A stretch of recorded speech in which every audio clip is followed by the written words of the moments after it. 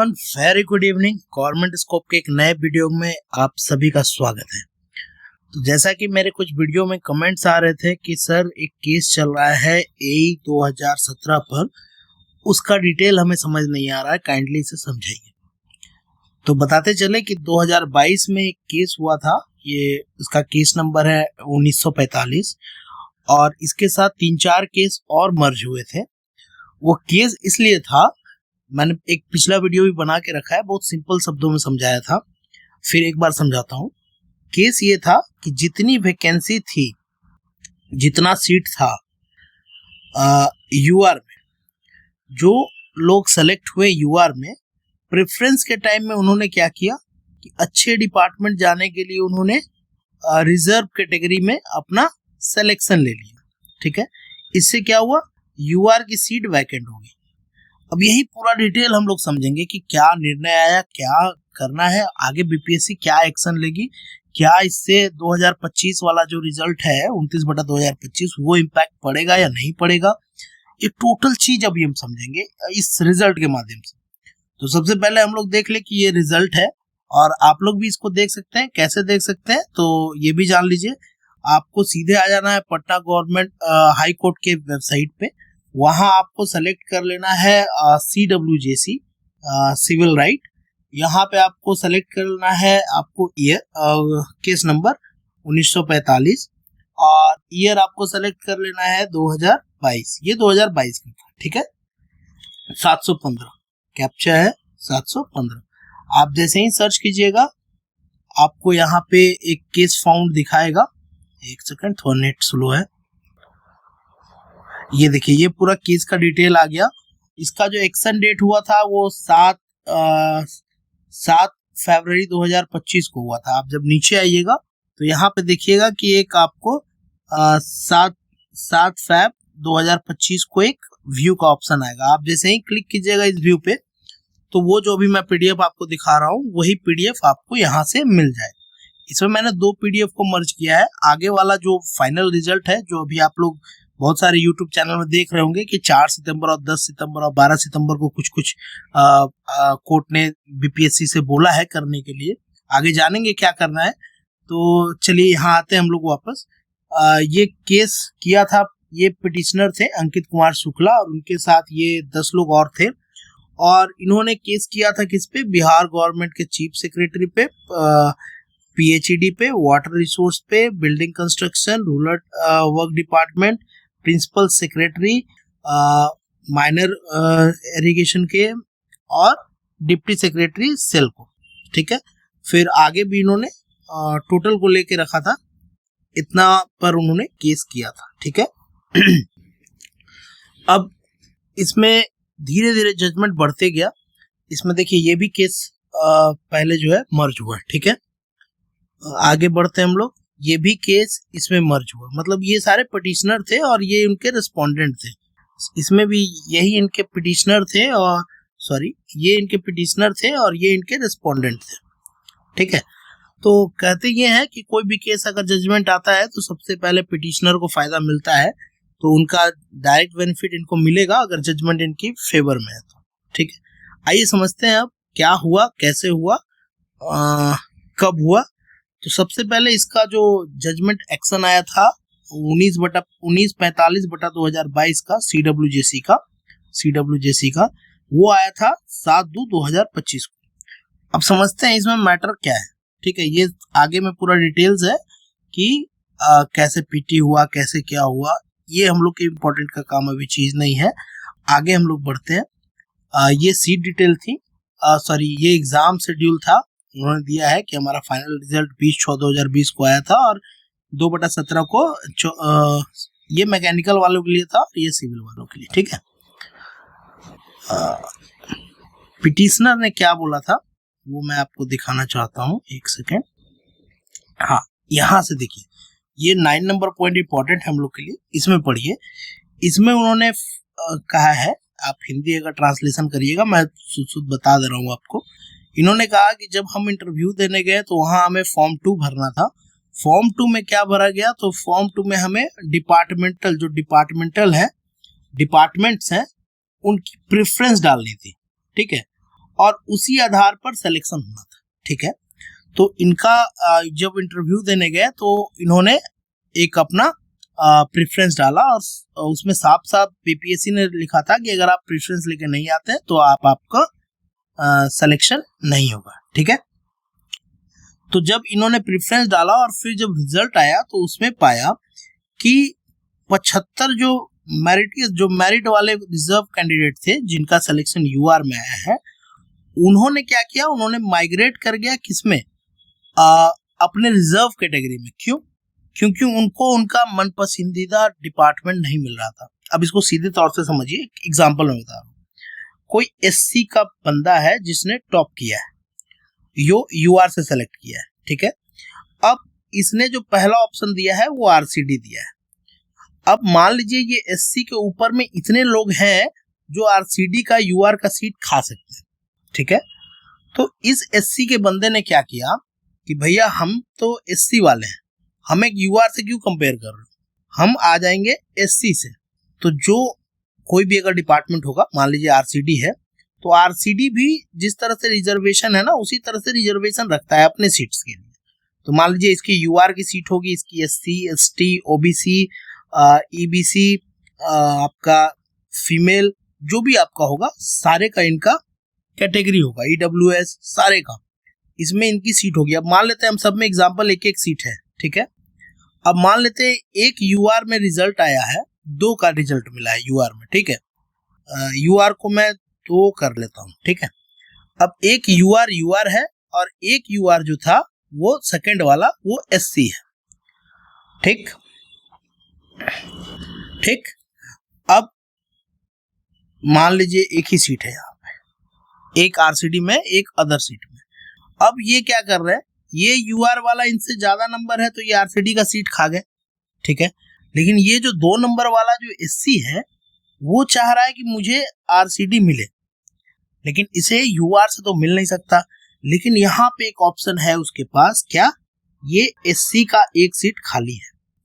अगर ये टॉपर है अपने एससी ग्रुप में और ये यूआर से सेलेक्ट हुआ है, तो ये अगर वापस से एससी में चला है तो इसे आरसीडी मिल जाएगा। तो इसने क्या किया, इसने बोला कि भैया हम कैटेगरी में जाएंगे, हमें मेरा डिपार्टमेंट चाहिए। तो डिपार्टमेंट ने क्या किया, बोला ठीक है भैया तुम अपने डिपार्टमेंट में चले जाओ। और इस तरह कर करके 75 कैंडिडेट्स ने, टोटल 75 कैंडिडेट्स ने यूआर से माइग्रेट हो गए किसमें, रिजर्व में।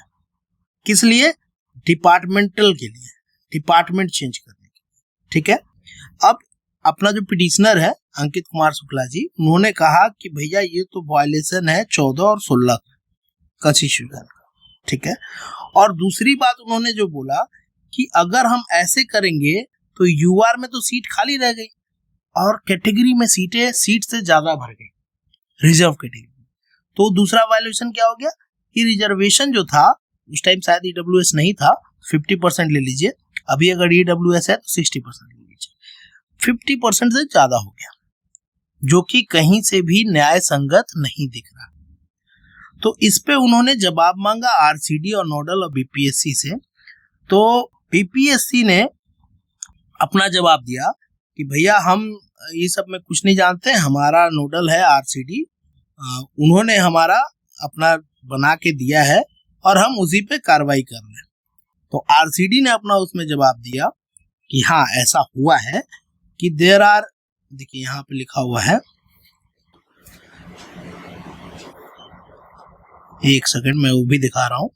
आरसीडी ने जवाब दिया कि हाँ ऐसा हुआ है कि थोड़ा सा सीट ऊपर नीचे हो गया है, लेकिन ये उन्होंने दिखाया कि ये थी सीटें, ये टोटल, और ये आपकी यूआर में सिलेक्शन हुई। अब ये घट क्यों गया 140, क्योंकि ये माइग्रेट हो गए। माइग्रेट किस में चले गए, ये अपने category SC, ST, OBC, EWS, अगर आप उस टाइम मान लीजिए, इस टाइम में नहीं हुआ, तो इसमें जिसमें थे वो चले गए किस लिए, अपने डिपार्टमेंटल प्रेफरेंस के लिए। ठीक है, तो गवर्नमेंट ने बोला कि भाई ये तो गलत बात है। तो यहाँ लिखा हुआ here is mention 122 seat of UR category is remaining vacant, then how 477 be a cut off marks of UR. ठीक है, ये एक अलग क्वेश्चन है, मैं बता रहा हूँ इस पे।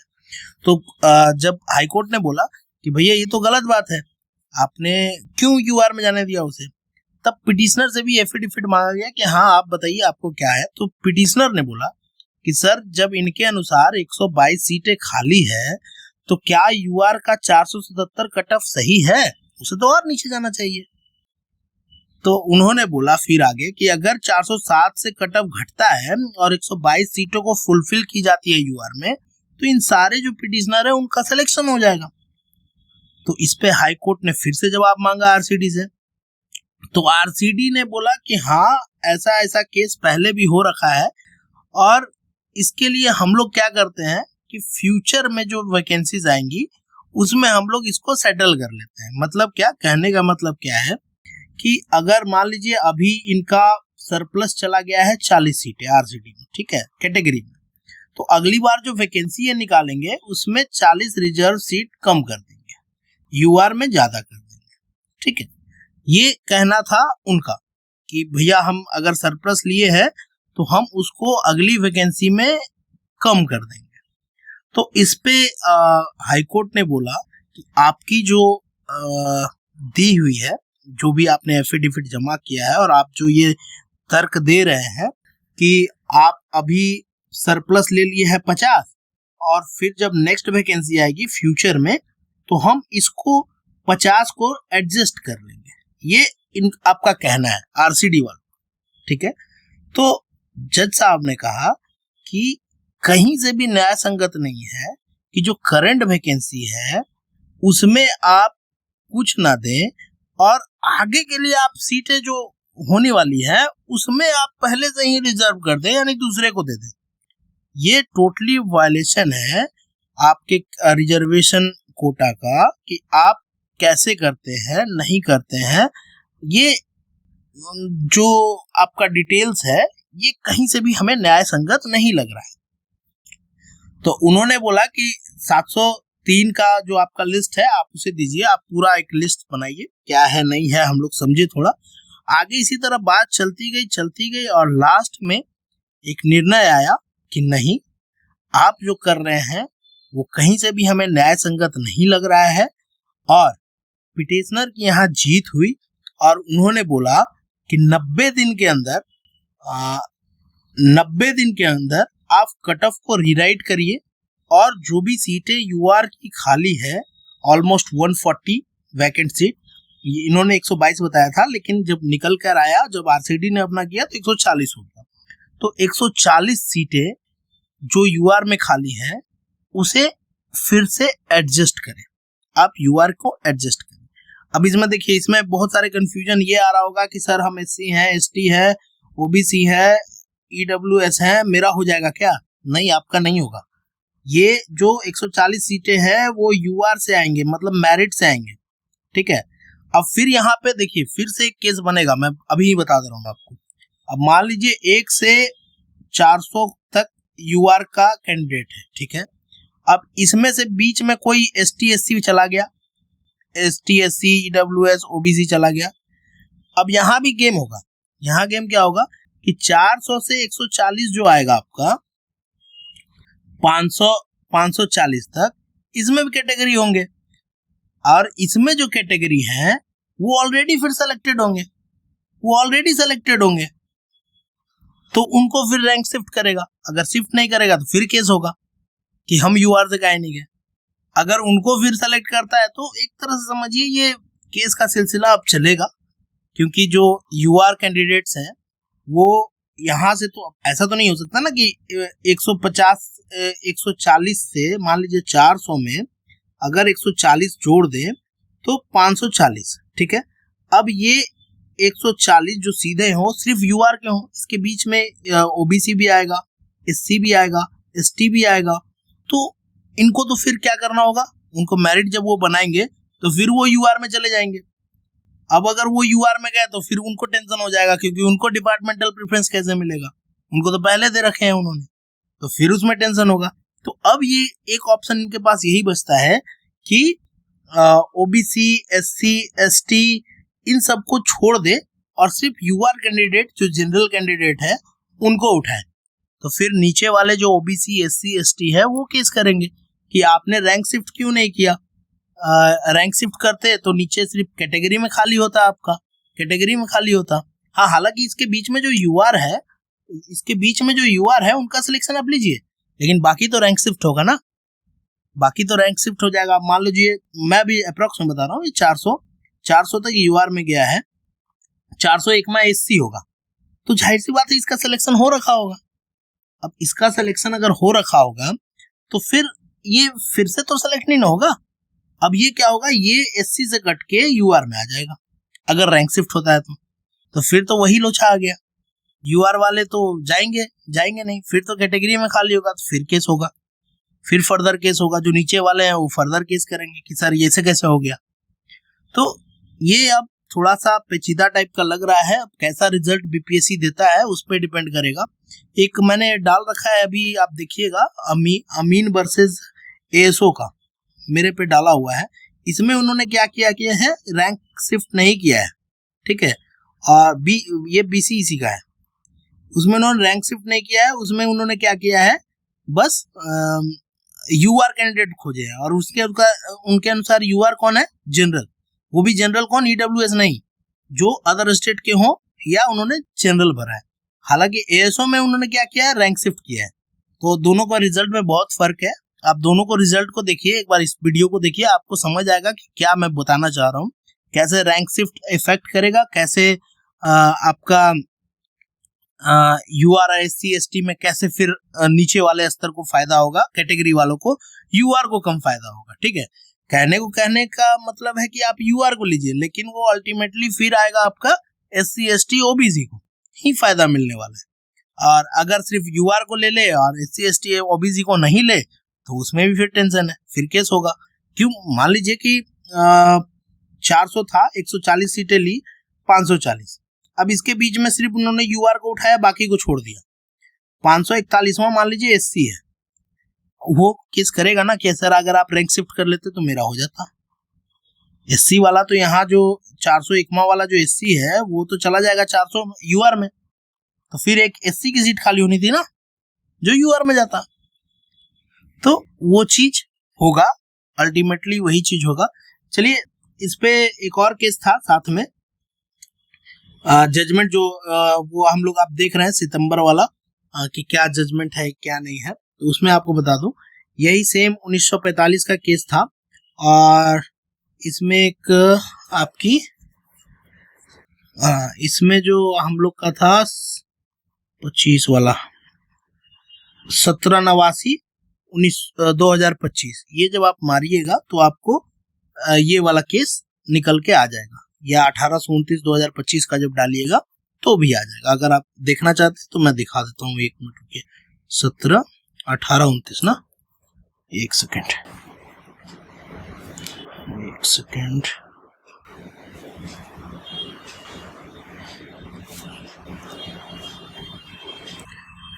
ये पटना का वेबसाइट है, आप उसी में चले जाइएगा।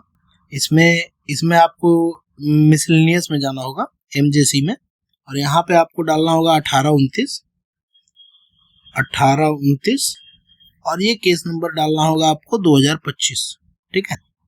और इसको सर्च मारिएगा तो एक सेकंड,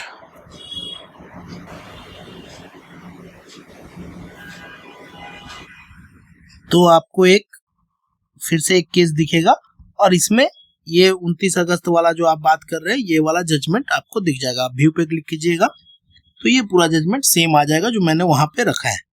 तो आइए वहीं पे मैं बताता हूँ। तो ये जो जजमेंट है 18/29 वाला, यही आपको देखना है। तो इसमें उन्होंने साफ साफ किया है, 29/8 को ऑर्डर पास हुआ कि the BPSC is directed to publish the result of candidate by 4 सितंबर 2025 and the state is directed to issue appointment letter to the eligible candidate by 10 September 2025.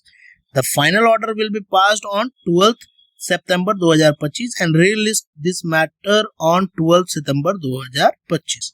मतलब कहने का मतलब है कि आप बीपीएससी से उन्होंने बोला है कि 4 सितंबर तक आप एक रिजल्ट पब्लिश कीजिए, किसका, 2/2017 का और 3/2017 का, ठीक है। और जो भी एलिजिबल कैंडिडेट है बिहार सरकार को कहा है कि आप उसे अपॉइंटमेंट लेटर दीजिए, ठीक है। और फाइनल जो इसकी हियरिंग होगी और रिजल्ट आएगी वो आएगी आपकी 12 तारीख को। तो अगर देता है तो ठीक, नहीं तो हार्ड एक्शन लेंगे जज साहब। तो बात मोटा मोटी अगर मैं कहूँ तो इसमें एक छोटा सा समरी अगर आप चाहते हैं कि हाँ सर एक समरी में समझाइए, तो 2/2017 का केस हुआ, अंकित जी ने किया। अंकित जी ने बोला कि सर यूआर की सीट वैकेंट रह गई है, सीट वैकेंट रह गई है। तो आरसीडी ने जवाब दिया कि हाँ ऐसा हुआ था, 140 के अप्रॉक्स सीटें खाली रह गई। किस लिए? क्योंकि जो कैटेगरी वाले थे यूआर में जो सेलेक्टेड थे, जिसे हम लोग जो मेहनती कैटेगरी वाले स्टूडेंट थे, उन्होंने क्या किया, डिपार्टमेंटल प्रेफरेंस के लिए वो रिजर्वेशन का फायदा ले लिया, ठीक है। तो कोर्ट ने जब आरसीडी से पूछा कि भैया ऐसा क्यों हुआ और ऐसा क्या कारण था, तो कोर्ट ने बोला ऐसा होते रहता है सर, ये जो 140 सरप्लस हुए हैं उसको हम नेक्स्ट वैकेंसी में संभाल लेंगे। मतलब नेक्स्ट वैकेंसी जब भी वो निकाले, यानी 2025 वाला जो वैकेंसी निकला हुआ है 29/2025, इसमें जो सीटें होंगी उसमें उन्होंने रिजर्व कैटेगरी का जो सीट होगा वो उसको घटा दिया होगा, ठीक है। इनका कहने का मतलब ये 140 जो एडजस्ट हुए वहां पे रिजर्व वाला सीट, यहाँ पे 140 घट के आया होगा, ठीक है। अब कोर्ट ने इसे बोला कि नहीं, ये तो जो करंट केस है, करंट वैकेंसी है, उसमें आप ले ही नहीं रहे हैं और फ्यूचर की आप बात कर रहे हैं, ये कहीं से भी न्याय संगत नहीं है। आप 140 स्टूडेंट का फिर से लिस्ट निकालिए और इसकी रिजल्ट आप 10 तारीख तक पब्लिश करके इनको ज्वाइनिंग लेटर दीजिए, ठीक है। अब इसमें 2 मैटर हुआ, अगर ये रैंक शिफ्ट करते हैं तो कैटेगरी को ही फायदा होगा, और अगर ये रैंक शिफ्ट नहीं करते हैं तो फिर यूआर को फायदा होगा। यूआर मतलब कौन, मैं यहाँ बता रहा हूँ जनरल, ठीक है, जनरल को। और ये कैटेगरी को कब फायदा होगा, जब मान लीजिए कि एक SC/ST को फिर से इन्होंने रैंक शिफ्ट किया और वो यूआर में चले गए, तो निचले जो SC/ST OBC है उनको फायदा होगा, ठीक है। तो दोनों तरह से था। अब बहुतों को क्वेश्चन ये आ रहा है कि क्या 2025 वाले में कुछ असर पड़ेगा क्या? तो जाहिर सी बात है, जब इनका थिंकिंग ही था आरसीडी का कि हम 140 सीटें एडजस्ट कर लेंगे फ्यूचर में, तो जाहिर सी बात है इन्होंने यहाँ पे एडजस्ट किया होगा। तो मेरे ख्याल से इन्होंने 140 सीटें कम ही शो किया है एडवर्टाइजमेंट में, और वो भी कहाँ कम किया है, रिजर्व में, ठीक है, रिजर्व में कम किया है, क्योंकि इन्होंने सरप्लस ऑलरेडी 217 में ले रखा है, ठीक है। तो कुछ हद तक तो इम्पैक्ट करना चाहिए, लेकिन अगर दूसरे एंड से आप सोचिएगा कि अगर कैटेगरी में ही कम है तो कैटेगरी वालों को क्या इम्पैक्ट पड़ेगा, कोई नहीं पड़ेगा, क्योंकि कैटेगरी वाला को तो लेना नहीं है। यूआर का कम पड़ेगा तो यूआर का तो वैसे भी 25% वाला ले रहा है बढ़िया से जान, तो कैटेगरी वालों को ज्यादा नहीं सोचना है, इसका इम्पैक्ट कैटेगरी पे नहीं पड़ेगा ज्यादा। हाँ, तो अगर सीटें यहाँ से 140 कटी तो किसकी कटेगी, यूआर की कटेगी, और यूआर की ऑलरेडी उन्होंने एडजस्ट करके ही वैकेंसी निकाला होगा मेरे ख्याल से, जहां तक मुझे पता है। और अगर यूआर की कटेगी तो यूआर की कट ऑफ फिर से हाई जाएगी, लेकिन कैटेगरी की एज इट इज रहेगी, कोई इम्पैक्ट नहीं पड़ेगा, ठीक है। ये एक छोटा सा समरी था, छोटा सा वीडियो था, वीडियो थोड़ा सा लंबा हो गया। हालांकि उम्मीद है कि आप सभी को पूरा केस समझ आया होगा और कैसे ये 2025 को इम्पैक्ट करेगा ये भी मैं समझा पाया हूँ। अगर नहीं समझा पाया हूँ तो एक बार कमेंट कीजिएगा, मैं इसकी पूरी लाइन बाय लाइन जजमेंट की हिंदी कॉपी करके आपको दे दूंगा ताकि आप समझ पाए, ठीक है। Thank you. अगर वीडियो पसंद आया हो तो वीडियो को लाइक कीजिएगा, चैनल को सब्सक्राइब कीजिएगा। गवर्नमेंट स्कोप चैनल का नाम है, ऐसे ही वीडियो हम लाते रहते हैं। आपकी जो भी जजमेंट है, खासकर एई के लिए, बीपीएससी एई के लिए हम हर हद तक ट्राई करते हैं कि आपको ऑथेंटिक न्यूज मिले। बात एक और याद आ रही है कि बीपीएससी एई को लेकर सब कोई ज्यादा परेशान है कि रिजल्ट कब आएगा। जाहिर सी बात है 10 सितंबर तक 2017 का ही रिजल्ट आएगा, तो हम लोग का रिजल्ट जो भी बीपीएससी एई 29/2025 का है वो थोड़ा तो डिले होगा, it's goings to be delay, क्योंकि इसको एडजस्ट करने में जैसे जैसे वो करेंगे, पेचीदा हो गया है, तो एडजस्ट के बाद ही आपका रिजल्ट पब्लिश होगा। हालांकि फाइनल आंसर की आ जाना चाहिए था, बाद में जो रिजल्ट उन्हें करना है वो करते रहते। चलिए, थैंक यू। वीडियो के साथ बने रहने के लिए, चैनल के साथ बने रहने के लिए आपका बहुत बहुत धन्यवाद। Thank you.